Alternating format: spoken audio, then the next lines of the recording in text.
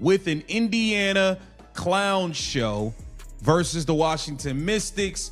We have Stephanie White going all in on the Kelsey Mitchell dribble, dribble, dribble, dribble, dribble, dribble, dribble, dribble, dribble, dribble. Never pass the ball. Just shoot, shoot, shoot, shoot, shoot.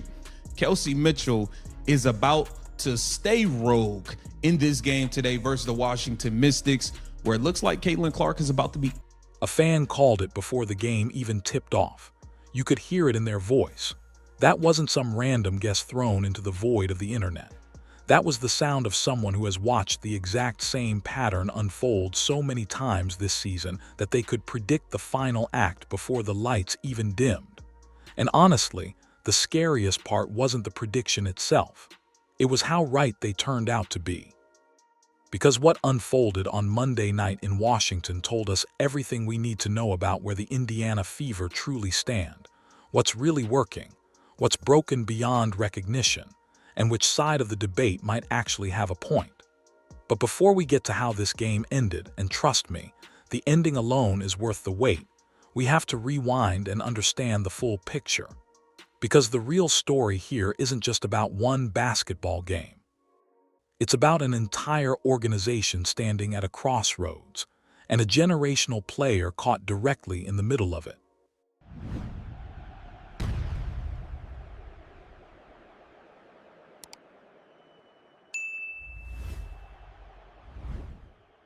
When Caitlin Clark gets hot, Stephanie White calls a hero ball and sits on the sideline like this. I don't like her making those threes. That is what Stephanie White does when Caitlin Clark is doing her thing. But Kelsey Mitchell can run around jacking up shots left and right, and it's not called hero ball. It's called keep letting them fly, Kelsey. Now, let's start with the contradiction that has been slowly driving Fever fans out of their minds all season long. Caitlin Clark is currently averaging 20.1 points per game and a league-leading 8.1 assists per game for the Indiana Fever. Those aren't just good numbers. Those are historic. Clark has averaged 8.5 assists per game over the course. They have already beat you. They have what the Indiana Fever can't match, and that is size. We tried to tell GM Amber Cox that all offseason. Lynn Dunn called us complainers online and all of this stuff. Now, we are about to see the lack of size that we really have of her career, which is 1.8 more than anyone in WNBA history. And yet somehow, she keeps finding herself cast as the one who needs to slow down, the one who needs to play within the system. Have to go to Washington to take on the Mystics, and they have a head coach who just crashed out, and he not gonna be looking to lose again. He crashed out. This dude had to get escorted out by police. He not trying to lose again today. I'm gonna let you know that right now. Whenever Clark... Meanwhile, Kelsey Mitchell has played well throughout the 2026 campaign, averaging a career-best 21.1 points with 0.9 rebounds, 2.5 assists, and 0.6 steals over 31.3 minutes in 9 regular season appearances. Now, nobody's going to sit here and tell you Mitchell isn't talented. She signed the first $1.4 million supermax. The only way the first thing for the Indiana Fever to win this game is going to be getting Kelsey Mitchell under control and playing team basketball. You are not at LA Fitness. You are not at the YMCA. You are not at 24-hour fitness. Play legitimate professional team basketball. Agreement with the Indiana Fever, making her the highest paid WNBA player in 2026, alongside Ajah Wilson and Nafisa Collier. She's a 3-time All-Star. She's a proven scorer in this league. Mitchell even joined the WNBA's 5,000 players and understand their role players for the Indiana Fever. Sophie Cunningham, I'm watching you look off Caitlin Clark a little bit too much. Raven Johnson, you need to stop shooting so damn much. You couldn't shoot in high school. You couldn't shoot in college. Now all of a sudden you coming over here jacking up shots. Remember why you're here, for defense. 1,000-point club this season. But here's where the frustration boils over. She continues to provide little production outside of scoring, aside from a handful of assists here and there. 2.5 assists per game from your second highest usage player on a team built around the greatest passer the sport has ever seen. Think about that for a second. Clark creates opportunities for everyone around her. Mitchell, reportedly, catches fire and forgets anyone else is even on the floor. And the wildest part, when Clark gets hot, fans claim the offense thing. Aaliyah Boston's gonna have to actually show up and play big. You had an absolute meltdown. Okay, you were getting $6 million. The last time Aaliyah Boston went against Shakira Austin and Kiki Area-Finn and Lauren Betts, they all outplayed her. Aaliyah Boston had 1 rebound in the entire first half versus this Washington Mystics team. The last time seriously grinds to a halt. The ball stops moving. She gets told to reel it in. But when Mitchell goes on one of her scoring binges, dribbling the air out of the basketball and launching contested shots over double teams, somehow that isn't called hero ball. It's called letting her cook.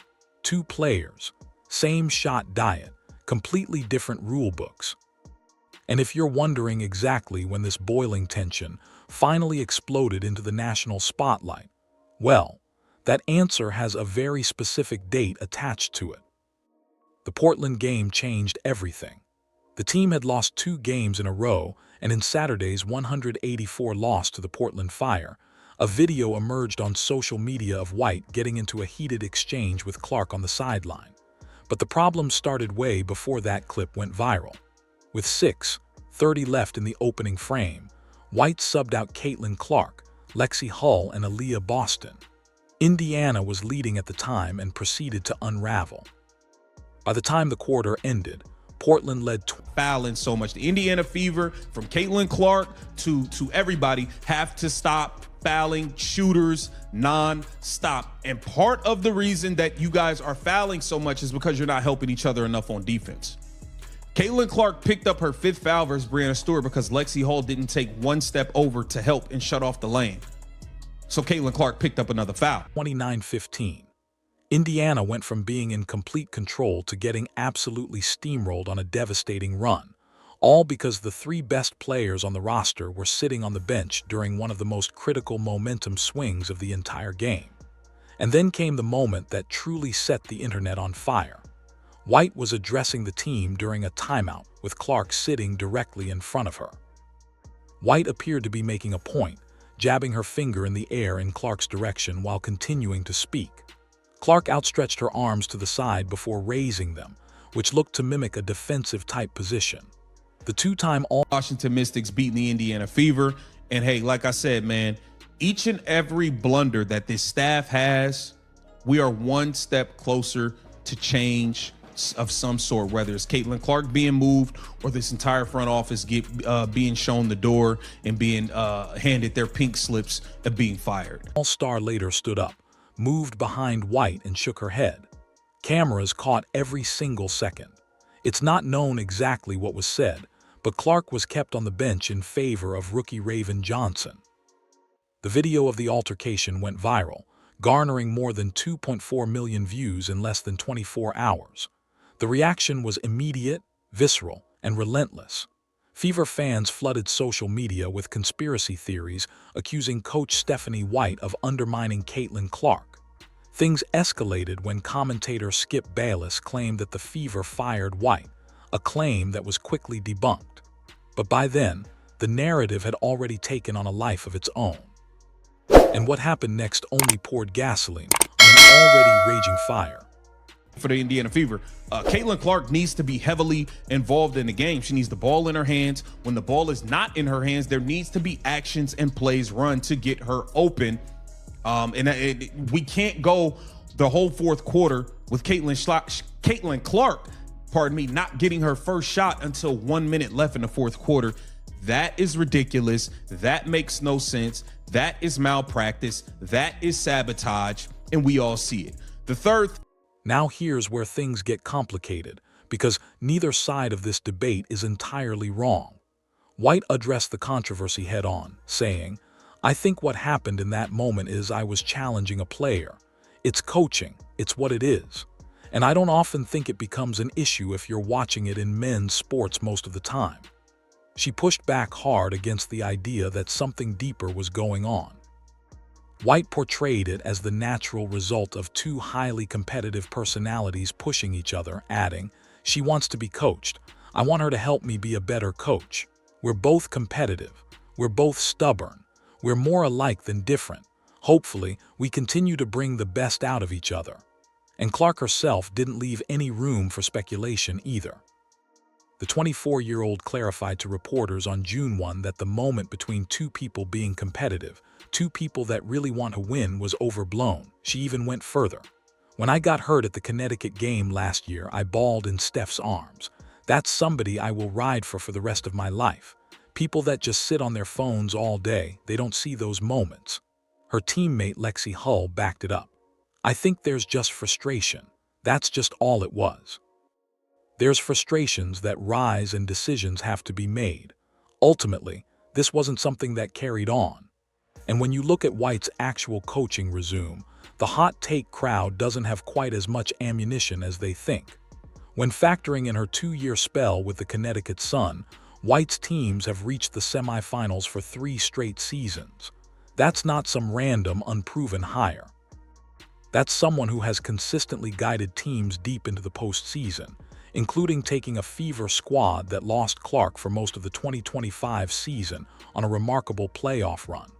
But here's the thing, and this is exactly where the other side of the argument carries undeniable weight. The fans aren't necessarily saying White is a bad coach. What they're saying is that the system isn't maximizing the most valuable offensive engine in the entire league. And when you watch game after game of Clark standing in the corner like a decoy while the shot clock bleeds down to nothing, it gets harder and harder to argue with that observation. The talent isn't the question. It never has been. The question is whether the people around that talent are building something that actually lets it breathe. And that specific tension was about to collide head-on with the absolute worst possible opponent at the absolute worst possible time. Because Washington wasn't just sitting there waiting to play a nice, calm, friendly basketball game on Monday night. Washington Mystics coach Sidney Johnson was escorted off the court by police after he was ejected for arguing with officials during Saturday's 109-77 loss to the host Atlanta Dream. That is not a typo. The head coach of a professional basketball team had to be physically walked off the floor by law enforcement on live national television. Johnson was ejected at the 3:52 mark of the third quarter after Washington's Alicia Flores-Gattino was called for a foul while defending Atlanta's Angel Reese driving to the basket. He had to be held back by his assistant coaches, but he kept going toward the officials. Johnson was then given 2 technical fouls for his actions and was promptly ejected from the game. That only added fuel to the fire, and the head coach continued scolding the referees.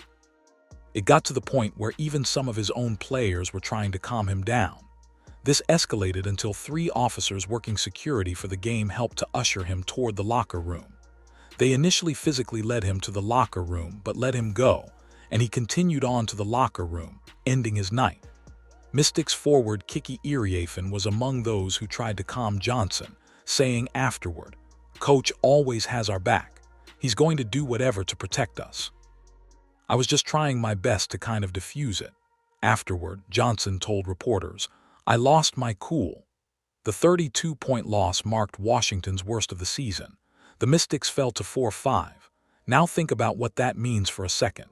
That is a deeply emotional, incredibly young locker room that just got humiliated on a national stage. The Mystics are the youngest team in the WNBA, with an average age of 23.4 years. Their head coach lost his mind on live television. And now, just 48 hours later, the most famous, most scrutinized player on the planet is walking into their building. There is nothing more dangerous in all of professional sports than a wounded, embarrassed team playing at home with their backs firmly against the wall. And that is precisely the situation Indiana was walking into. But the Mystics weren't just dangerous because they were angry. They were dangerous because they possessed the one thing Indiana simply could not match. This is where the size problem stops being a talking point and becomes a physical reality. Kiki Iriafen anchors the Mystics on the glass, grabbing 9.7 rebounds per game to lead Washington's front court. Most of that comes on the defensive end at 7.1 boards per game, and she adds 2.6 offensive rebounds per game to create second chances inside. She's a second-year player who is rapidly establishing herself as one of the most physically imposing young bigs in the entire league. And she's not alone. They've got Shakira Austin locking down the middle, and then there's Lauren Betts, the massive number 4 overall pick out of UCLA, a towering 6'7" presence who completely changes the math around the rim every single time she checks in. And standing on the other side, head coach Stephanie White said pregame that she anticipates Boston will be available for Monday's game against the Mystics. Available, not fully healthy, not 100%, just available. Aaliyah Boston has been battling a lower leg issue that's had her listed as day-to-day, and the Fever have already had to start Misha Hines-Allen in her place during earlier stretches. This matters enormously because the last time these two teams met, Washington walked right into Gainbridge Fieldhouse and proved exactly what that size advantage can do. The Mystics ground out a grueling 104-102 overtime victory right there on Indiana's home floor. Fans and critics alike pointed out that Boston virtually disappeared in that game. And whether you think that's entirely fair or not, the underlying reality holds up to scrutiny. If Indiana's biggest interior presence can't physically compete on the glass against Washington's length, then every possession becomes an uphill battle. You can play a gorgeous offensive set, execute it perfectly, and still lose the war on the boards because a taller, longer team is grabbing every loose ball and giving themselves free second and third chances. That's not a scheme problem. That's a roster construction problem, and it's one that the fan base had been screaming about since the offseason. They tried to tell GM Amber Cox. They tried to tell the front office, but the concerns were brushed aside. And against Washington, the bill for ignoring that problem was about to come due.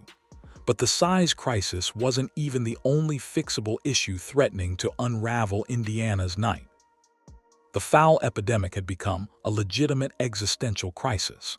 Look no further than the agonizing loss to New York just days earlier, where the Fever fell 83-75 in a game that never should have been that close. The Liberty didn't just beat Indiana on the scoreboard. They marched to the free throw line and buried the Fever from the charity stripe, calmly draining 26 of 28 attempts during the critical stretch that ultimately decided the entire game. 26 free throws. You simply cannot gift a quality basketball team that many uncontested points and expect to walk away with a victory. And the maddening part, the part that should genuinely keep the coaching staff up at night, is that the vast majority of those costly whistles came from completely avoidable defensive breakdowns. A guard gets beaten off the dribble. Nobody rotates. The next defender in line has no choice but to lunge and grab. Individual foul on the stat sheet. But the reality, those are systemic team fouls dressed up as personal mistakes. If the backside help arrives even a half-second earlier, the desperate reach never happens. Clark herself got into serious foul trouble in that game and openly admitted that some of the whistles were, in her own words, incredibly dumb. Clark later told reporters, "I'm not perfect and I know I'm not perfect. Right now, we're playing like the .500 team that we are, and I have to look myself in the mirror and find ways that I can make this team better." That kind of self-awareness from your best player is admirable, but it also highlights a deeper truth. If the most talented player on the roster is acknowledging the team's flaws, then the infrastructure around her needs to respond. And that means role players need to step up, accept their jobs, and actually execute them. When a defense leaves a shooter wide open on the perimeter, that's not respect. That's a dare. It's the opponent saying straight to your face that they'd rather let you shoot than let Clark beat them with her playmaking. The mathematically correct response is to catch it in rhythm and knock it down, or swing it to the next open player, not to suddenly start hunting your own offense and ignoring the best passer in professional basketball. Role players don't need to do more than what's asked of them. They just need to actually do it. Set the screen, space the floor, hit the open shot, pass up the contested one.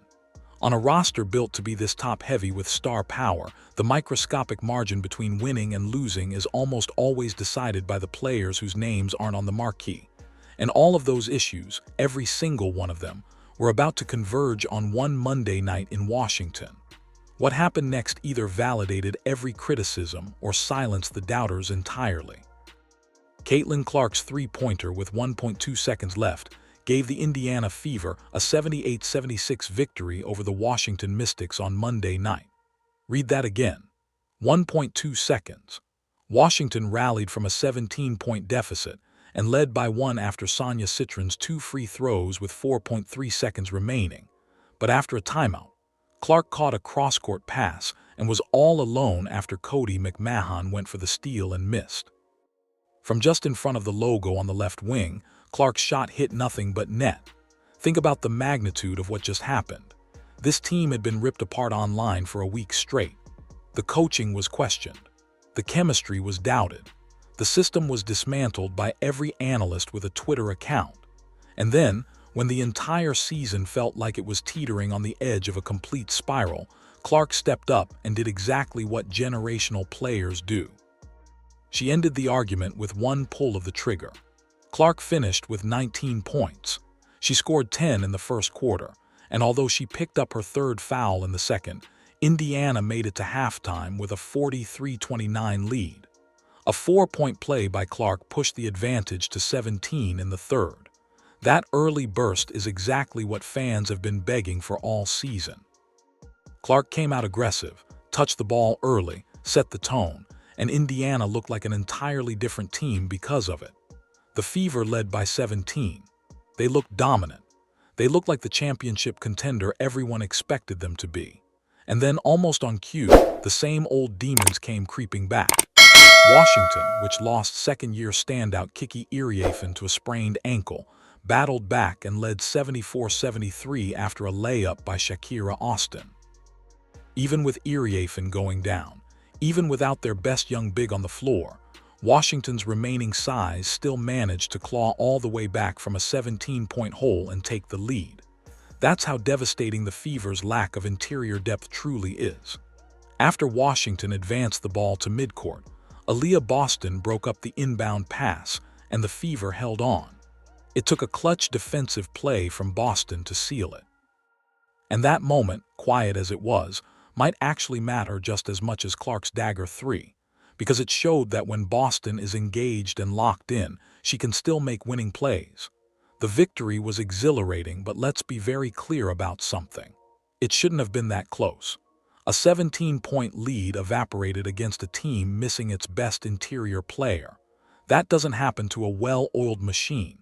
That happens to a team still searching for its identity. The Fever, considered championship contenders heading into the season, have been under scrutiny because of a slow start. They are the highest scoring team in the league at 91.8 points per game, and Clark's 20.1 points per game is a career high. Those numbers sound incredible on paper, but the team ranks second from last in scoring defense at 89 points allowed per game, trailing only the Lowe's Angels Sparks. You can score all you want. If you're giving back almost every single point on the other end, you're running on a treadmill, and there's a specific, targeted reason why the defense has been bleeding. Clark's defense has become a topic of discussion as teams have begun to attack her in isolation. In the last 4 games, she has defended 34 isolations, the most by any player over a 4-game span in the past 3 seasons. Opponents aren't just attacking Indiana's defense in general. They're hunting Clark specifically, running isolation after isolation directly at her, daring the rest of the Fever to provide help. And when that help doesn't arrive, which has been far too often this season, Clark ends up either giving up a bucket or picking up a foul trying to compensate for a breakdown that wasn't even her fault. That is a coaching problem and a team defense problem rolled into one. And it's exactly the kind of issue that doesn't show up in the box score but absolutely destroys you in close games. What was supposed to be a redemption year is turning out to be a season marred by controversy. Following an injury-plagued season, Caitlin Clark hoped for a strong comeback in 2026. Unfortunately, more often than not, the focus has been on external noise. Clark herself has been blunt about wanting to move past it. She told reporters, "I don't really know why we're still on this. We didn't blatantly sit there and talk about everything you guys were writing and what's in the media. But the reality is that the noise isn't going to stop. Not when you're the face of the entire sport. Not when every single camera in the building is pointed directly at you. And certainly not when the team keeps finding ways to make easy games incredibly stressful. Now, some of you watching this are probably screaming that this whole situation inevitably ends in one of two ways. Either Clark eventually gets fed up and demands to be moved to a different franchise, or the entire front office and coaching staff gets shown the door. And look, that theory has been echoing all over social media, getting louder after every single frustrating loss. But here's where that incredibly heated take goes further than the evidence currently supports. When factoring in her 2-year spell with the Connecticut Sun, White's teams have reached the semifinals for 3 straight seasons. She was the coach when Indiana made its last finals appearance in 2015. White is clearly a good coach. People need to take a breath. It is early June. Clark is fully healthy and playing some of the most brilliant basketball of her young career. Mitchell, for all the criticism, is a deeply proven scorer who just hit a career milestone. Boston is dealing with a real, painful physical injury, not a motivation problem. And let's look at context. The Indiana Fever brought a 5-5 mark into Care First Arena to face the 4-5 Washington Mystics. 5-5 with one of the toughest early schedules in the league. That's not ideal, but it's far from a catastrophe. A dramatic fire everyone reaction barely a month into the season is exactly the kind of overreaction that ages terribly in hindsight. But in this next part is crucial. The concerns underneath the hysteria are absolutely real. The size problem is real. The foul epidemic is real. The inconsistency in how Clark is utilized is real. The role player execution issues are real. And the longer those problems persist, the louder the noise is going to get, no matter how many dramatic game-winning threes Clark pulls out of thin air. So what does this all mean going forward? Strip away the online circus, the viral clips, the Skip Bayless rumors, and the endless media cycle. Strip all of that away, and what you're left with is actually a pretty simple equation. The Indiana Fever have the most electrifying, transformative young player in the entire sport of basketball. Clark produced 21 points, 10 assists, and 7 rebounds in a win over the Seattle Storm earlier this season, marking her 12th career game with 20-plus points and 10-plus assists, setting a WNBA record. "I always take pride in being able to set my teammates up for success," Clark said afterward. "That allows our team to really get flowing, and I can do a really good job of that. I only played 23 minutes tonight and I had 10 assists, so I think it shows the potential of what this team can do offensively." There it is, right from her own mouth. 23 minutes and 10 assists. When Clark is allowed to play her game, when the ball is in her hands early and often, when the offense actually runs through her instead of around her, this team has the potential to beat absolutely anyone. The ceiling is championship level. But the floor is blowing a 17-point lead to a team missing its best big and nearly losing a game you had completely in the bag. The solutions aren't mysterious. Put the ball in Clark's hands and let her dictate the pace. Design real, creative off-ball actions that get her clean looks instead of running the same predictable down screen until every defense has it memorized. Demand that Boston physically competes on the glass, healthy or not.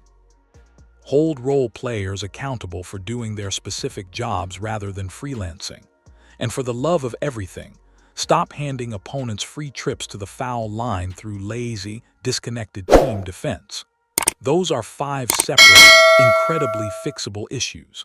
Not a single one of them is revolutionary. They're literally the fundamentals of winning basketball. And when a team this loaded with talent keeps finding itself in these agonizing situations because of basic execution failures, the fan base doesn't look at the players anymore. They look directly at the bench, directly at the front office, directly at the people whose job it is to put all of these pieces together.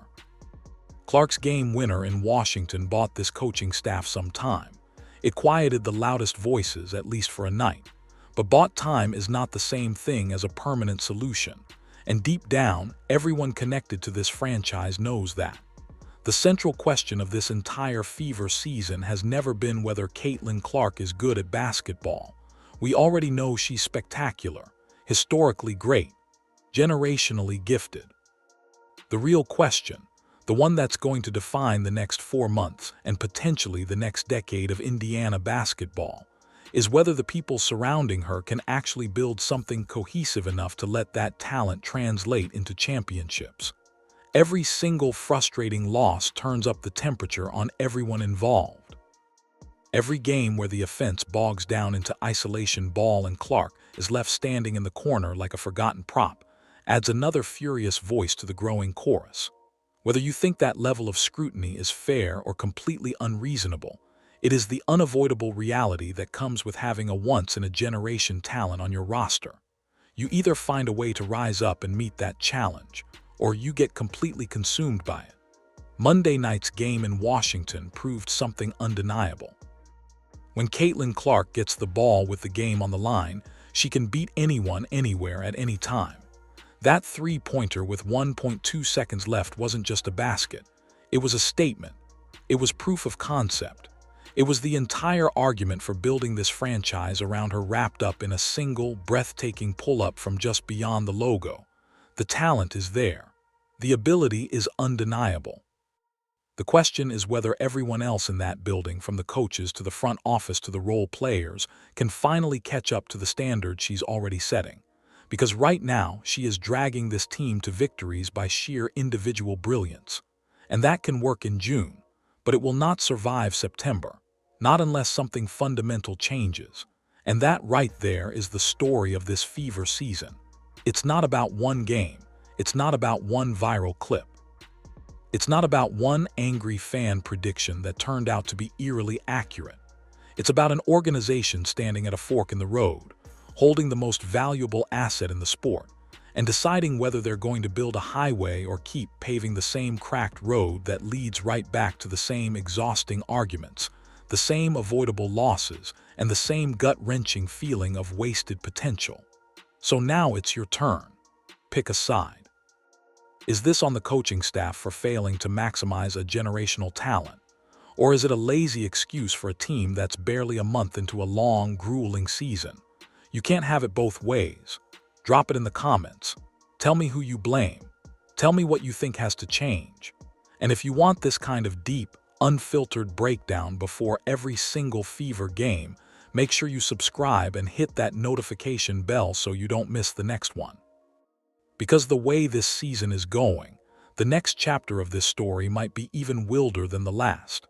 And honestly, depending on how the next few games get coached from the sideline, there's no telling if any of us are going to make it to halftime without completely losing our minds. Before going further, if you're enjoying this video, don't forget to smash that subscribe button. It really helps us keep bringing you the content you love. Share this video with your friends so they don't miss out on all the drama and excitement.